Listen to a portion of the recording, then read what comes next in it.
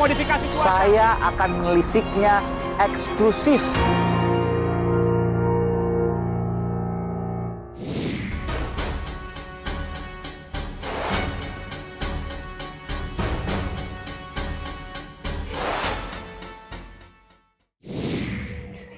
Dan saudara, saya akan mewawancarai Ketua Konsil Kedokteran Indonesia, Pak Putu Moda Arsana. Konsil Kedokteran Indonesia adalah lembaga independen yang berfungsi untuk mengawasi dan membina praktik kedokteran di Indonesia. Saya sudah bersama dengan Pak Putu, saya lepas karena saya tidak bersama dengan orang lain. Selamat sore Pak Putu Moda Arsana.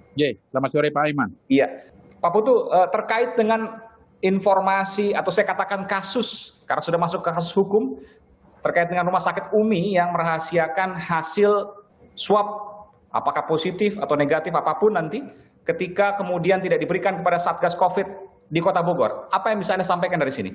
Utamanya pertama kali kita lihat dalam Sumpah Dokter, di dalam lafal Sumpah Dokternya, ya, yang diterbitkan oleh Kemenkes tahun 1983, mengatakan bahwa memang dokter harus merahasiakan tentang kondisi pasien, terutama meskipun ada pengecualian ya Pak? Betul, tetapi di dalam lafal itu juga, di dalam nomor 4, itu nomor 5, rahasia, memegang rahasia pasien itu. Nah, rahasia kedokteran pasien. Dan nomor 4, dia harus mengutamakan kepentingan masyarakat, jadi kesehatan masyarakat, begitu. Oke, gitu. Saya bicara tidak satu persatu. Katakanlah misalnya dalam kondisi wabah seperti ini, bahwa ada wabah, Ya. perlu lakukan pelacakan, tracing, dan lain sebagainya ketika positif. Ketika negatif tidak ada masalah, tapi ketika positif mungkin harus kemudian dirunut ke belakang, bahkan hingga 2 pekan ke belakang siapa saja yang pernah kontak erat dengannya. Kalau itu kemudian dijadikan alasan sebagai rahasia pasien, tepatkah itu? Ya, ada hal-hal di mana rahasia kedokteran ini harus dibuka, Pak. Ada 5 atau 6 alasan. Yang pertama, atas izin pasien.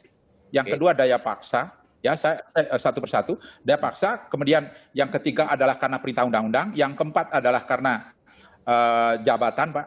Ya. Ya, yang kelima oleh karena kepentingan umum. Yang keenam adalah karena kondisi darurat. Salah satu di antaranya adalah wabah. Dalam kondisi wabah, memang harus dilaporkan karena membahayakan kepentingan umum. Oke. Dan itu ada di dalam undang-undang. Oke. Dan itu sudah dilaporkan dalam undang-undang tersebut, undang-undang wabah tersebut, bahwa ketika terjadi wabah maka kerahasiaan pasien bisa dikesampingkan.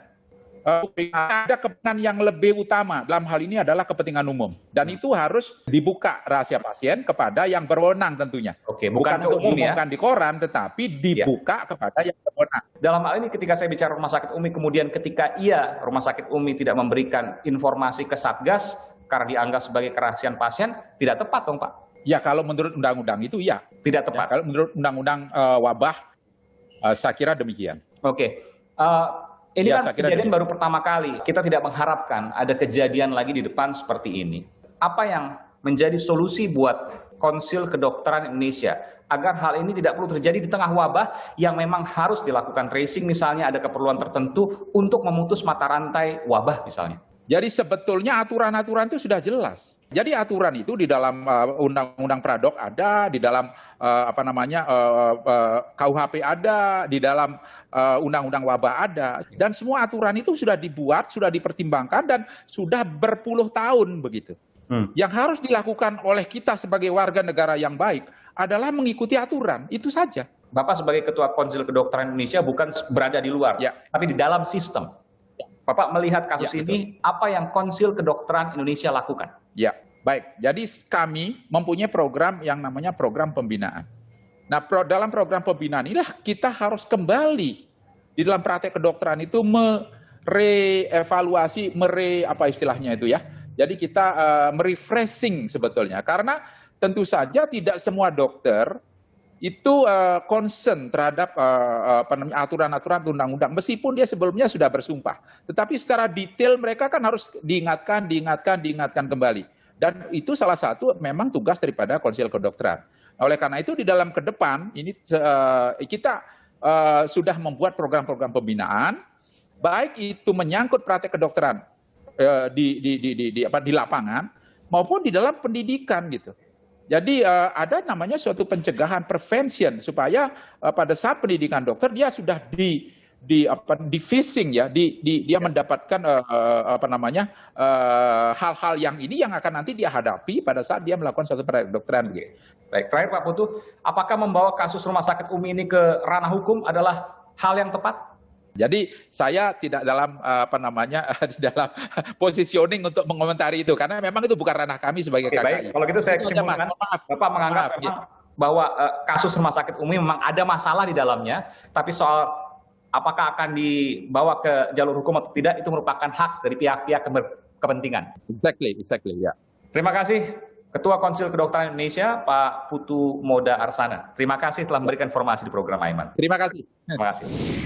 Saudara, pro kontra terkait dengan kerahasiaan pasien boleh atau tidak untuk disampaikan.